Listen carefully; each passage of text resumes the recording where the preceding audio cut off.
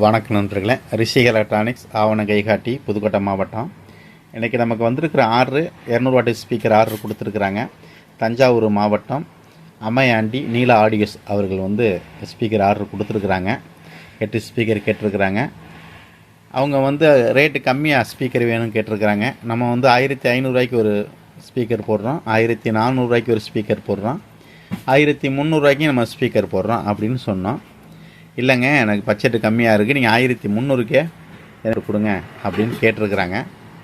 அப்போ அவங்களுக்கு நம்ம எப்படி என்னென்ன காயில் பயன்படுத்துகிறோம் அப்படிங்கிறத நம்ம பார்க்கலாம். மேக்னெட் எல்லாம் சேம் மேக்னெட்டு தாங்க. மேக்னெட்டில் எந்த விதமான மாற்றமும் கிடையாது. இப்போ 1500 இதே மேக்னெட்டு தான், 1300 1400 ஒரே மேக்னெட்டு தான் நம்ம போடுறோம். மேக்னெட்டில் வித்தியாசம் இல்லைங்க. சில பேர் என்ன சொல்லுவாங்க அப்படின்னா, ரேட்டு கம்மியாக கொடுக்குறாரு, அவர் பாதி சார்ஜ் தான் அடிப்பார் அப்படின்னு அவங்க சொல்லி பொருளியை கலப்பலாம். அவங்களுக்கு அந்த தொழில்நுட்பம் தெரியலை. அது எப்படி ஸ்பீக்கரில் பாதி சார்ஜ் ஏற்றுவாங்க அப்படின்னு அவங்களுக்கு தெரியலை. ஏன்னா அவங்க வேறு பிராண்டு விற்கிறதுனால அவங்க சொல்லலாம், நம்ம ஸ்பீக்கரை குறை சொல்கிறதுக்காக. அது மாதிரி குழப்பி நிறையா பேர் விடுறாங்க. அதனால தான் அந்த ஒரு பதிவு உங்களுக்கு. நம்ம மேக்னெட் சார்ஜுங்கிறது கரெக்டாக இருக்கும். நீங்கள் வேணால் மேக்னெட்டை செக் பண்ணி பார்த்துக்கலாம், அது குவாலிட்டி இருக்கா இல்லையான்னு. அதனால் மேக்னெட்டில் எந்த விதமான மாற்றமும் நம்ம செய்ய மாட்டோம். ரேட்டு கம்மியாக போடுறதுனால என்ன மாற்றம் இருக்குங்கிறத கவனிங்க, நான் சொல்கிறேன். இது பேப்பர் காயில் நம்ம யூஸ் பண்ணுறோம். இது 1300 போடுறப்ப இந்த பேப்பர் காயிலும், அதே போல் நம்ம பயன்படுத்தக்கூடிய பேப்பர் பாருங்கள், செலக்ட்ரான் பேப்பர் தான் நம்ம பயன்படுத்துகிறோம். அதனால் சாதா பேப்பரு நம்ம பயன்படுத்தலை. இதில் ஸ்வீப்பீட்டரு, ஏஜி கோன் இது மாதிரி பேப்பர்கள்லாம் இருக்குது, அதை பயன்படுத்துவாங்க. நம்ம அப்படி பயன்படுத்தாமல் நம்ம நல்ல பேப்பரை தான், கம்பெனி பிராண்டு தான் பயன்படுத்துகிறோம். அதே போல் ஸ்ப்ரைடர் பார்த்திங்க அப்படின்னா,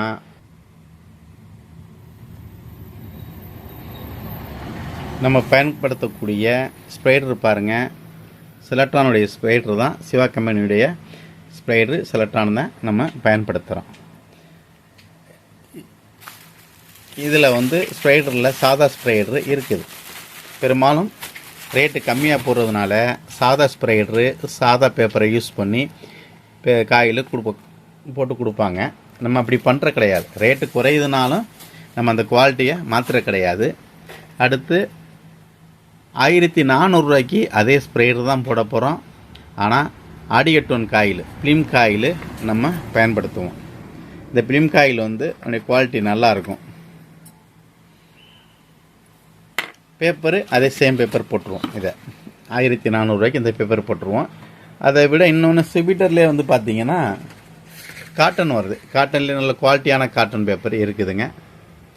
இந்த பேப்பரை யாரும் அதிகம் யூஸ் பண்ண மாட்டாங்க. இது கொஞ்சம் ரேட்டு கூட, அதை நம்ம பயன்படுத்துவோம். இதையும் போட்டு கொடுப்போம்.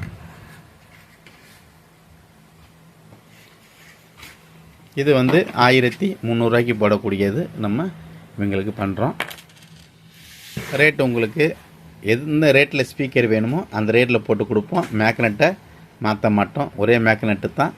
பேப்பர் காயில் இதுக்கு தான் மாறும், வேறு எதுவும் மாறாது. அதனால் ஸ்ப்ரைடரையும் நம்ம குவாலிட்டியான ஸ்ப்ரைடர் தான் யூஸ் பண்ணுறோம். அதனால் பேஸ் நல்ல அழுத்தம் கிடைக்குங்க,